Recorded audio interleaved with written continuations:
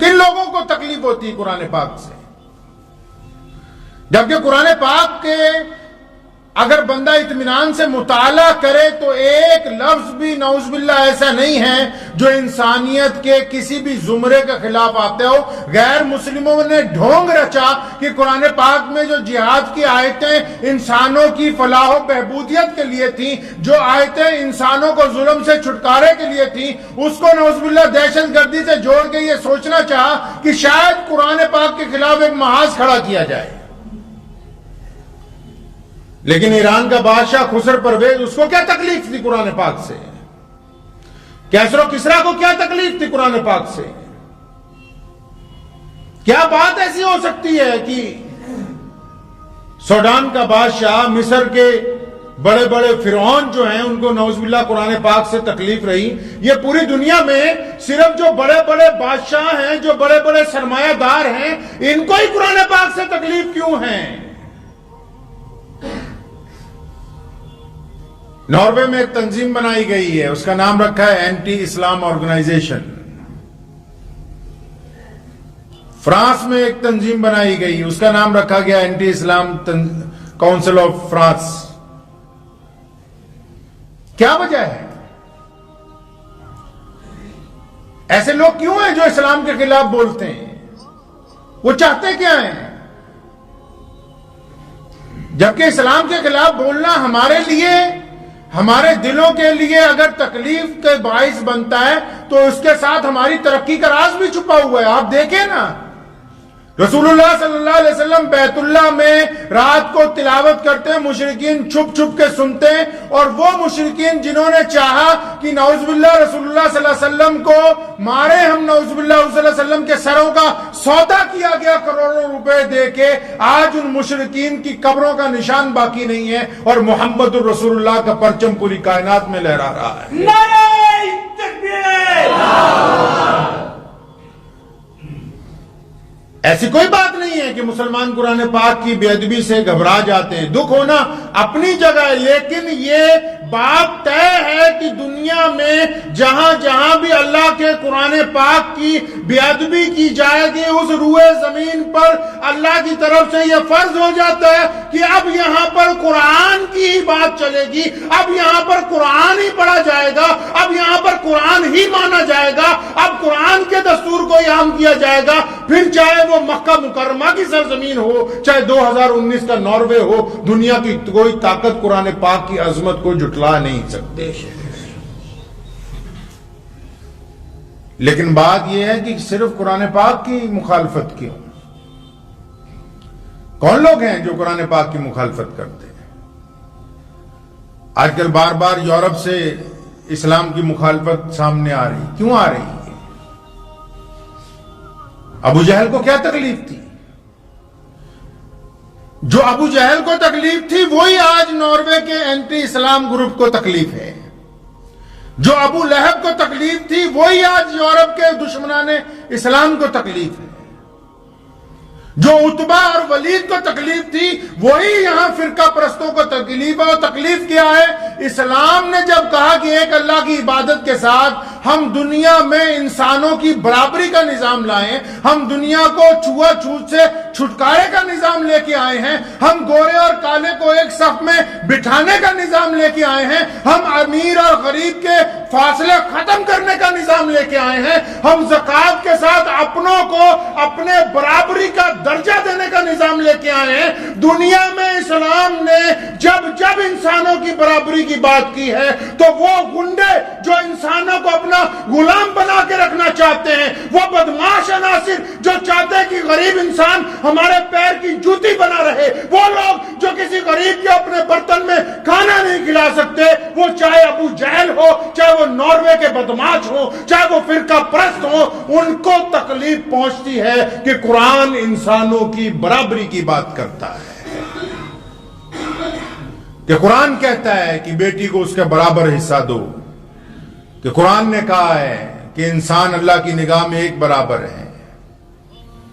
ظاہر سی بات ہے تکلیف تو ہوگی نا۔ جس ملک میں آج سے 1000 پہلے تک اسلام کا تصور نہ ہو، وہاں روزانہ مسجدیں بن رہی ہوں، وہاں روزانہ انگریز مسلمان ہو رہے ہوں، وہ روزانہ قرآن پاک سڑکوں پر لوگوں کو تحفے میں دیا جا رہا ہو, وہاں لوگ شراب خانوں کو چھوڑ کے مسجدوں کا رخ کر رہے ہوں, تو پھر ان بدماشوں کو, ان گنڈوں کو, ان شراب بیچنے والوں کو اگر قرآن سے تکلیف نہیں ہوگی تو پھر اور کس کو ہوگی؟ ورنہ ناروے میں تو کوئی کبھی ایسا بم دھماکہ نہیں ہوا کہ جس میں کوئی مسلمان شامل ہو. ناروے کے مسلمانوں نے کوئی ایسا جرم کبھی نہیں کیا کہ کسی عدالت کے اندر کوئی پیشی چل رہی ہو کہ فلاں کام مسلمانوں نے ملک کے خلاف کیا, لیکن ان کے وہ بدماش عناصر جو انسانوں کو برابری کا درجہ نہیں دینا چاہتے. ابو جہل کو تو یہی تکلیف تھی, حضور صلی اللہ علیہ وسلم سے سمجھوتا کرنے آیا تو ہے, آپ بخاری اٹھا کر پڑھیں. ابو جہل گھبرا گیا رسول اللہ صلی اللہ علیہ وسلم کی تحریک سے, اور اس نے آ کے کہا کہ ہم آپ کو اللہ کا رسول مانتے ہیں. اب ابو جہل کی پوری تاریخ پڑھیں, اس نے کہا ہے کہ ہم آپ کو اللہ کا رسول ماننے کے لیے تیار ہو گئے یا رسول اللہ, اور آپ کے اللہ کو اللہ بھی مانیں گے, لیکن آپ بھی ہمارے خداؤں کو خدا مان لیں. تو سونے رسول نے کہا تھا کہ ایک ہاتھ میں چاند اور دوسرے میں سورج ملا کے رکھ دو گے تو میں اپنے رب کی توحید کا انکار نہیں کر سکتا. یہ ہماری کامیابی کی داستان ہے. اپنے نظریے کو سیدھے طریقے سے سوچا کیجئے. ایک صاحب مجھے کہنے لگے کہ قرآن پاک کی بے ادبی ہوئی ہے, لیکن آپ یہ دیکھیے کہ جب بھی قرآن پاک کی جہاں پر لوگوں نے بے ادبی کرنے کی کوشش کی ہے, ان روئے زمین پر اللہ نے قرآن پاک کی عزت برقرار کر دی. شہید بابری مسجد کا مقدمے کا فیصلہ آ گیا, ٹھیک ہے, سپریم کورٹ کا فیصلہ مان لیا ہم نے, لیکن ہم اسے بھولتے تو نہیں ہیں. کسے نہیں بھولتے؟ اس مسجد کی شہادت کو نہیں بھولتے. کیوں نہیں بھولتے؟ اسلام نے کہا کہ جب کوئی بندہ, جب کوئی تاریخی چیز اپنی شہادت دیتی تو اس کا روئے زمین پر جب پہلا قطرہ گرتا ہے, اللہ فرماتے ہیں, رسول اللہ نے فرمایا کہ جب شہید کا پہلا قطرہ زمین پر گرتا ہے اس کی مغفرت ہو جاتی ہے, دوسرے قطرے پر جنت کے دروازے کھل جاتے ہیں, تیسرے قطرے پر اسلام کے پودے لگتے ہیں. میں مانتا ہوں اپنے ملک کی عدالت کا بھی احترام کر لیا, لیکن ایک مسجد کی شہادت نے ہمیں مسلمان بنایا ہے. آپ دیکھیں نا ہماری تاریخ 30 سال پہلے اٹھا کے, اس نے ہمیں مسلمان بنایا ہے. ہم واپس مسجدوں کی طرف پلٹے ہیں. ہم نے اس کی شہادت کے بعد, فیصلہ تو اب آیا ہے, اس کی شہادت کے بعد ہمیں سمجھ میں آئی کہ ہم اللہ اور اس کے رسول کو ماننے والے, ہم نے لاکھوں نہیں مساجد تعمیر کی ہیں. اس کی شہادت نے ہمیں درس دیا, ہم نے بے شمار مدرسے بنائے ہیں, ہم نے کالج بنائے, یونیورسٹیاں بنائی ہیں. بابری مسجد کی شہادت کے بعد کیوں ہم کو درس دیا گیا اس نے اپنی شہادت کے ساتھ کہ مسلمانوں اگر اللہ اور اس کے رسول کو چھوڑ دو گے تو پھر تمہاری وجود و ہستی جو ہے ختم ہو جائے گی. آپ سروے کر کے دیکھ لیں, پچھلے 30 سالوں میں 40 سالوں میں کتنی بے شمار مساجد تیار کیے کہ نہیں کیے بھائی, مدارس بنائے کہ نہیں بنائے, کروڑوں بچوں کو قرآن حفظ کرایا کہ نہیں کرایا, مسلمانوں نے اپنے کالج, اپنی یونیورسٹیوں کا قیام کیا کہ نہیں کیا. پہلے سے ہم ترقی کی طرف ہے, جبکہ ہمارے پاس تعاون نہیں ہے. دنیا کی کسی سرکار نے ہمیں آ کے کوئی دولت نہیں دی, کسی این جی او نے آ کے ہمیں یہ نہیں کہا. ہم نے ایک ایک روپیہ مسلمانوں نے آپس میں اکٹھا کر کے ایک بہترین نظام اس ملک میں بھی اسلام کا قائم کر کے دکھا دیا کہ جب بھی اسلام نے کہا نا کہ اسلام کی فطرت میں قدرت نے لچک دی ہے, یہ اتنا ہی ابھرے گا جتنا کہ دباؤ گے. ہماری تاریخ اس بات کی گواہ ہے. ناروے میں قرآن پاک کی بے ادبی ہوئی, دکھ اپنی جگہ ہے, خوشی اس بات کی ہے کہ اس ملک میں اسلام کا دروازہ کھل گیا ہے. آپ جائیے فرانس کے اندر, 10 سال پہلے ایک مسجد تھی, آج فرانس میں 1000 مسجدیں ہیں. 10 سال پہلے 10 مسلمان تھے, آج فرانس میں 10 لاکھ انگریز مسلمان ہیں. کیوں؟ لوگوں کو پتہ لگ گیا کہ اگر آپسی بھائی چارے کا کوئی مذہب ہے, اگر آپسی رواداری کا کوئی مذہب ہے, اگر ایک دوسرے سے محبت کا کوئی مذہب ہے, اگر کوئی اپنے مذہب کے علاوہ کسی گرتے ہوئے کو اٹھا سکتا ہے, اگر کوئی بنا کسی کی بے عزتی کیے کسی کی مدد کر سکتا ہے, اگر کسی کی آنکھیں کسی ماں بہن کو دیکھ کر جھک سکتی ہیں, اگر کوئی کسی کے آگے اپنا آپ سراپا نشاور کر سکتا ہے, تو وہ صرف اور صرف محمد الرسول اللہ کے مسلمان ہیں, ان کے علاوہ کوئی نہیں ہے. تو یہ اسلام کی زندہ تاریخ ہے کہ اللہ تبارک و تعالیٰ نے اسلام کی فطرت میں قدرت نے لچک دی ہے. تو اس لیے جب بھی مجھے ایک صاحب نے ایک ویڈیو سنائی تھی، اس میں ہمارے دیش کے صاحب بڑی تیزی سے اسلام کے خلاف اور یورپ میں اسلام کی ترقی کے خلاف بول رہے تھے، تو انہوں نے مجھے کہا سن کے آپ کو غصہ آیا؟ میں کہ نہیں آیا. میں کہ یہ ہماری ترقی کی داستان بیان کر رہا ہے، اس کے لفظ دوسرے ہیں. یہ ہمارے خلاف جو بول رہا ہے یہ ہماری ترقی کی داستان بیان کر رہا ہے. سیدنا بلال جب گھر پہنچے نا، مار کھاتے ہوئے روز گھر پہنچتے ہیں، تو امی نے کہا ایک دن بلال ہم مکہ چھوڑ کر چلے جاتے ہیں، ایک جھونپڑی ہے، چند برتن ہیں. سیدنا بلال نے اپنی ماں کو کندھوں سے پکڑا اور محبت سے پوچھا اماں ہم تو ہجرت کر نہیں سکتے اور یہ بات تیرے ذہن میں آ نہیں سکتی، اماں سچی بتانا کس نے کہا؟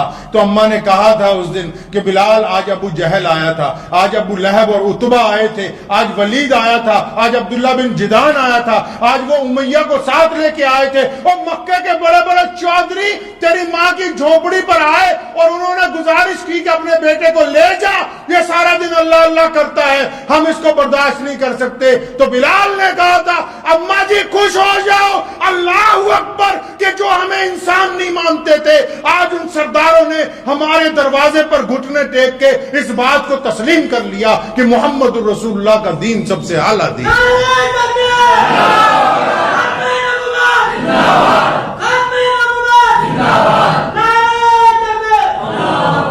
دنیا کی طاقتیں وقتی طور پر ہمیں متاثر کر سکتی، ہماری چھاتی میں گولی اتار سکتی، کسی کی زبان کاٹی جا سکتی ہے، کسی کو اٹھا کے اندر دیا جا سکتا ہے، کسی پر دباؤ بنایا جا سکتا ہے. کچھ بھی کر لیں، دنیا کی جتنی طاقتیں ہیں وہ ہر ایک کام کر سکتے ہیں، لیکن محمد الرسول اللہ کے دین کو روک نہیں سکتے.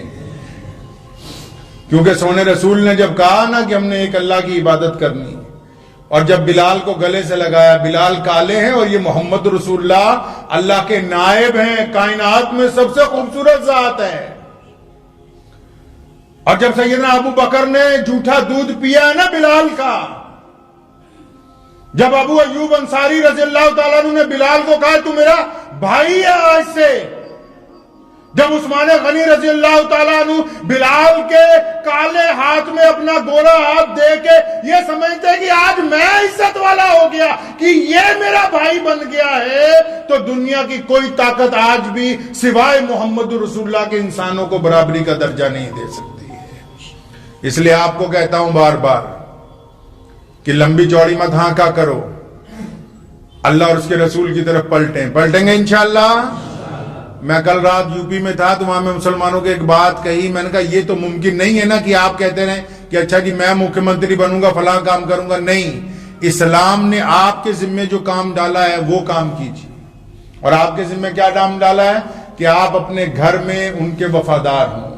آپ اپنے پڑوسی چاہے ہندو ہو، چاہے سکھ ہو، چاہے دلت ہو، چاہے جینی ہو، چاہے بودھی ہو، کسی بھی مذہب کا ہو، اگر آپ اعلیٰ ترین کھانا کھاتے ہیں اور پڑوسی آپ کا بھوکا ہے تو ہم مسلمان کہلانے کے حقدار نہیں ہیں. آپ اگر دوسرے بندے کو یہ سمجھ کے اپنی گلے سے لگاتے ہیں کہ یہ چاہے میرے مذہب کا ہے یا نہیں ہے، میرے سونے رسول کی امت میں سے ہے، ہمارے اللہ تعالیٰ کا بندہ ہے، یہ اللہ کی مخلوق ہے، یہی تو نظام ہے کہ ہم فرانس میں آگے بڑھ رہے ہیں اور ناروے میں قرآن پاک کی مخالفت کیوں ہو رہی ہے. چائنا کو کیوں فکر ہے کہ مساجد کے اوپر تالے لگا دیے جائیں. پوری دنیا میں اسلام تیزی سے آگے بڑھ کیسے رہا ہے؟ پوری دنیا کے مسلمان رسول اللہ صلی اللہ علیہ وسلم کے طریقے کے مطابق نہایت عاجزی اور انکساری کے ساتھ اسلام کا دفاع کر رہے ہیں، لوگوں سے محبتیں بانٹ رہے ہیں. اور جب کوئی گنڈا کسی غریب پر ہاتھ ڈالتا ہے، پھر وہ غریب چاہے مسلمان ہے یا نہیں، تو مسلمان اس گنڈے کے پنجے میں پنجہ لڑا کے بتاتے ہیں کہ ہم محمد رسول اللہ کے امتی ہیں، تمہاری بدماشی چلنے نہیں دیں گے. یہی اسلام ہے کہ ایک مسلمان ان تمام غیر ضروری کاموں کو چھوڑ دے جن میں اس کا کوئی دخل نہیں، ان تمام غیر ضروری باتوں کو چھوڑے جس میں اس کا کوئی لینا دینا نہیں ہے. دعا کیجئے، وقت بھی ہو گیا ہے کہ اللہ تعالیٰ مجھے بھی اور آپ سب کو بھی اس پہ عمل کرنے کی توفیق عطا فرمائے. جو امید ہے کہ آپ کو یہ ویڈیو پسند آئی ہوگی. اگر پسند آئی ہو تو یہ آپ اپنے دوستوں کے ساتھ شیئر کریں اور اس چینل کو سبسکرائب ضرور کریں